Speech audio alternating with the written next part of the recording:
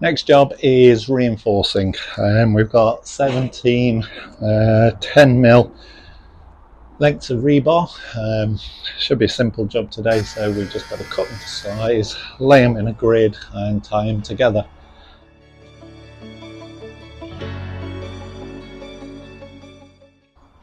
Get yourself an angle grinder, corded or cordless, doesn't really matter. Some steel cutting discs as well. Then mark up each of the bars and make sure you're at least 40mm away from the edge.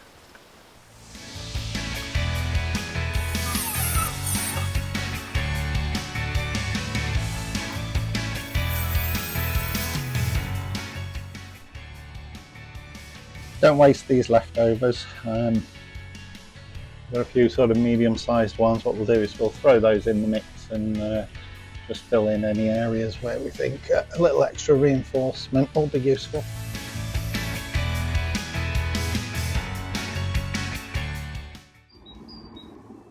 Okay, this is our mesh laid out provisionally. Like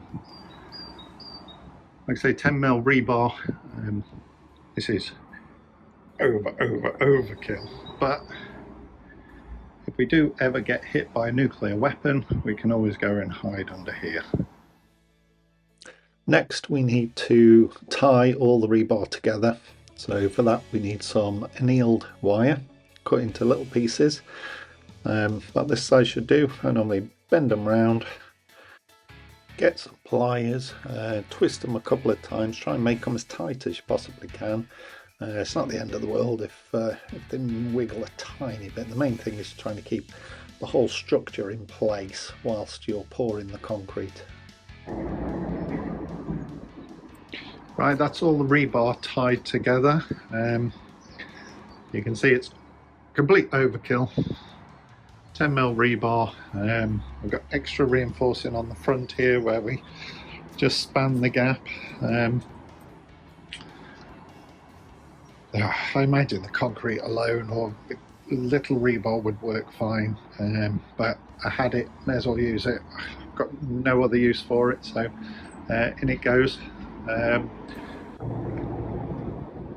Right, final bits have just arrived. Well, the guy in the shop referred to as a witch's hat is the plastic standoffs. So these come with 50mm that way round and 40mm that way round. So we're going to need them 40mm off the ground. So we want to go for the lower of the two. I've got 12 of these, so just need to drop them around. 12 is more than enough. I don't need to stand on this. I can get access all the way round. So it's just enough to keep it at the right height for when we're pouring the concrete.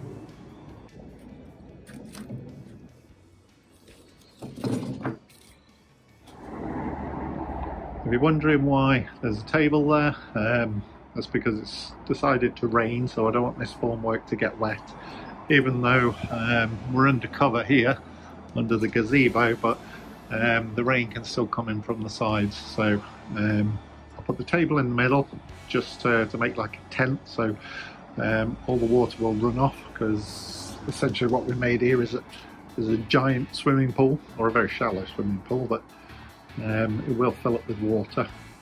So a couple of tarps, these are 3m by 2m tarps over there, and I'll just run around with a stapler and staple it into this wood.